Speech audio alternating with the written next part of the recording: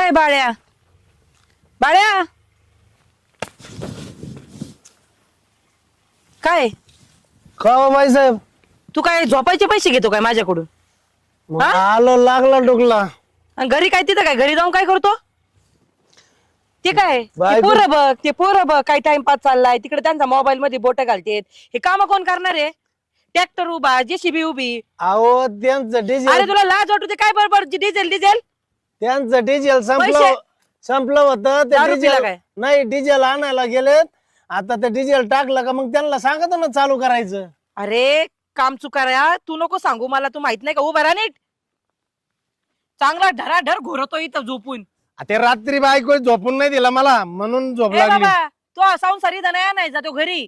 इथं काम करायला तो कामच करायचे. हा. कारण नाही तुझ्याकडे फक्त तयार